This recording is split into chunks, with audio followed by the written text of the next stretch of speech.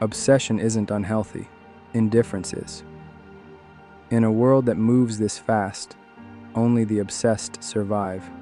The rest rot slowly in irrelevance. Every man has two choices: dominate his path or get replaced by someone who will. Because while you're talking about balance, someone else is working through the night like his life depends on it. You want freedom? You want legacy? It won't come from motivation. It comes from being possessed by a vision so clear that rest feels like betrayal.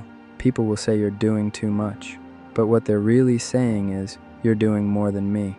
They can't handle your intensity because it reminds them of their excuses. Obsession isn't burnout. Obsession is focus sharpened by fire.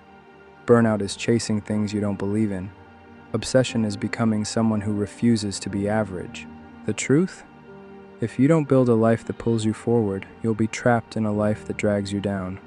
Jobs that drain you. People that doubt you. Versions of you that should have died already.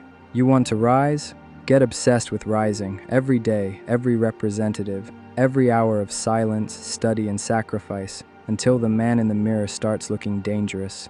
This isn't about productivity. This is about identity. You're not trying to do more. You're trying to become more. And becoming requires obsession. If you don't become obsessed with your own evolution, you will be replaced by someone who is.